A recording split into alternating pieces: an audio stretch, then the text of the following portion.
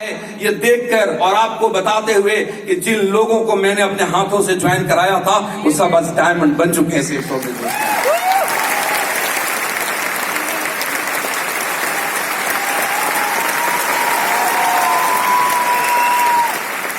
दोस्तों यहां से जाने के बाद आपको सबसे पहले अपने लोगों को ज्वाइन कराना है। मैंने ज्वाइन करा इमीडिएट अगले दिन अपने दोनों बड़े भाई संजय जी सुधीर जी को ज्वाइन कराया। आज मैं विनर्स हूँ। संजय जी डबल डायमंड है 2 आईडी से। आज सुधीर जी का डायमंड का प्रमोशन है। फिर हम अपने सिस्टर को ज्वाइन कराया।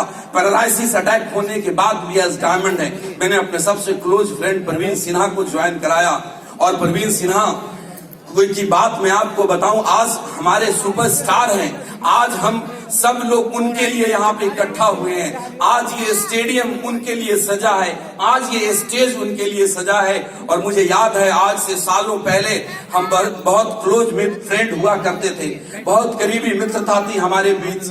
मैं दिल्ली में कोचिंग सेंटर चलाया करता था और प्रवीण सिन्हा जी गवर्नमेंट जॉब की प्रिपरेशन करते थे, सिविल सर्विसेज की प्रिपरेशन करते थे। उनके पास एक सबसे बड़ा चैलेंज था अपने ही परिवार में अपना पहचान बनाना। मैं आपको उनके परिवार के बारे में थोड़ा सा बता दूं। आज उनके फैमिली से उनके पिताजी, उनके चाचा जी, उनके 2 बड़े भाई यहाँ पे बैठे हुए हैं। इनके 2 बड़े भाई एक एडीएम है और एक एसडीएम है। इनके चाचा जी उस टाइम पे झारखंड गवर्नमेंट के डिप्टी सेक्रेटरी थे। और प्रवीण सिन्हा जी चाहते थे कि मैं भी कुछ ऐसे ऑफिसर बन जाऊंगा। मैं भी अगर यूपीएससी या बीपीएससी कंप्लीट करता हूं, मैं किसी शहर का कम से कम वीडियो भी बनता हूं, तो मैं अपने फैमिली को मैच कर पाऊंगा।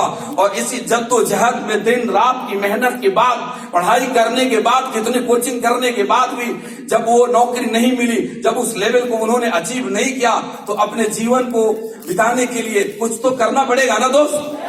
तो उन्होंने आईसीआईसी बैंक में एक लोन मैनेजर की नौकरी ज्वाइन कर ली।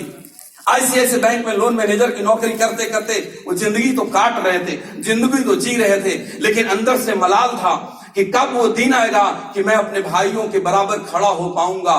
कब वो दिन आएगा कि मुझे भी वैसा सम्मान मिलेगा जो मेरे चाचा जी को और मेरे भाइयों को मिलता है। और उसी दरमियान संयोग देखिए, उसी दरमियान मैंने सेफ शो बिजनेस को ज्वाइन किया और मैं प्रवीण जी के पास गया इस प्लान को लेकर के। और जब प्रवीण जी को मैंने प्लान दिखाया था तो मैंने सिर्फ एक ही बात उनको समझाने की कोशिश किया था कि प्रवीण जी, यही वो प्लेटफॉर्म है जहां से आपको आपके परिवार में पहचान मिल सकता है। दोस्तों मैंने उनको समझाने की कोशिश किया था कि प्रवीण जी, यही वो प्लेटफॉर्म है जो आपको इसके काबिल बनाएगा कि आपके घर वाले समझेंगे कि ये मेरा जो बेटा है, ये मेरा जो भाई है, वो सबसे काबिल है। यही वो प्लेटफॉर्म है जो आपके घर में नहीं, आपके शहर में नहीं, आपके प्रदेश में नहीं, पूरे देश में आपको सम्मान दिलाएगा।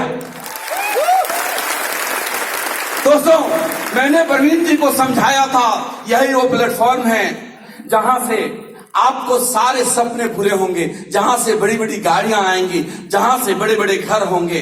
और उस मेरे दोस्त ने इस बात को समझा। उन्होंने डिसीजन लिया कि यस, मैं इस बिजनेस को करूंगा। और डिसीजन ऐसे नहीं लिया, डिसीजन ऐसा डिसीजन लिया, इतने विश्वास और समर्पण के साथ डिसीजन लिया कि आज नौकरी ज्वाइन करा, आज सेफ शो बिजनेस को ज्वाइन किया। और अगले दिन जाकर के उन्होंने अपने आईसीआईसी बैंक की नौकरी को रिजाइन कर दिया।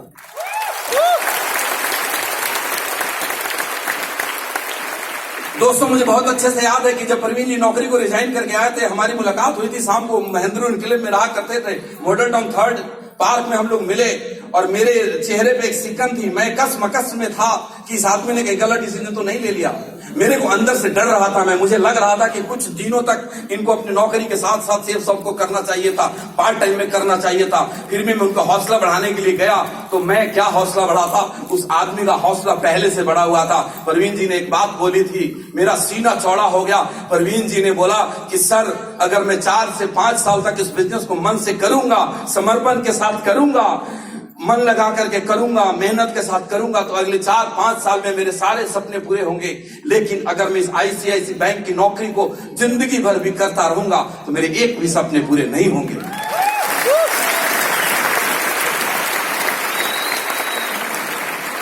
और दोस्तों विश्वास इतना कि पहले दिन नौकरी को छोड़ दिया, समर्पण इतना कि चाहे जैसी भी परिस्थितियां आए बाद में मेहनत करता रहा, कभी भी घुटने नहीं टेका, कभी भी हिम्मत नहीं हारी, जो भी अपलाइन ने बताया वो किया। एक और इंसिडेंट मुझे याद आया, मैं आपको जरूर शेयर करूंगा। आज उनका दिन है, मैं उनके बारे में आपको बताऊंगा। हमारी टीम बड़ी छोटी सी थी, नए नए हमने काम करना शुरू करा था। दिल्ली में कश्मीरी गेट बस अड्डे के पास एक ऑडिटोरियम में, शाह ऑडिटोरियम में ऊपर में एक छोटा सा कॉन्फ्रेंस हॉल था, करीब 50 लोगों की सीटिंग है। उसके अंदर मैं अपनी टीम की ट्रेनिंग कर रहा था और जैसे कि अपलाइन सभी डाउनलाइन को कॉल करता है, मैं भी कॉल कर रहा था। उस समय भी बहुत तेज आंधी तूफान आने लग गए थे, बहुत बारिश होने लग गई थी। मैंने परवीन जी को फोन करा कि परवीन जी जल्दी पहुंचिए, मौसम ठीक नहीं है, बहुत तेज बारिश होने वाला है। परवीन जी का जो जवाब था आपको सुन करके दिल खुश हो जाएगा। परवीन जी ने बोला, सर बारिश में मैं गल नहीं जाऊंगा, बारिश आए चाहे तूफान आए, मैं तो इस ट्रेनिंग में आऊंगा। और दोस्तों इसी विश्वास और समर्पण का नतीजा है कि आज मिस्टर प्रवीण सिन्हा 50,000 से ज्यादा लोगों को लीड करते हैं। आज उसी विश्वास और समर्पण का नतीजा है कि प्रवीण सिन्हा की पहचान उनके फैमिली में है। प्रवीण सिन्हा की फैमिली को, इनके भाइयों को, इनके पिताजी को, इनके चाचा जी को खुशी होता है कि मेरे बेटा का नाम पूरे हिंदुस्तान में लोग जानता है। उन्होंने क्या क्या सपने पूरे किए ये मेरे बताने का वक्त नहीं है, वो खुद आएंगे तो आपको बताएंगे कि उन्होंने कैसे कैसे सपने पूरा किया। अब वक्त आ गया है कि हम सब लोग मिल करके आज के अपने सुपरस्टार को स्टेज के ऊपर वेलकम करें। लेकिन दोस्तों इस इतने बड़े लेवल को, एक वीनस लीडर को जो 50,000 के नेटवर्क को लीड करते हैं, जिन्होंने न जाने जिंदगी में क्या क्या सफलताएं हासिल करी, उनको मैं अकेले नहीं बुला पाऊंगा। शायद मुझे आपका साथ चाहिए होगा। क्या आप सभी लोग साथ देंगे? अभी सभी लोग साथ देंगे? सो ladies and gentleman, please stand up on your seat, please stand up on your seat, put together your hand.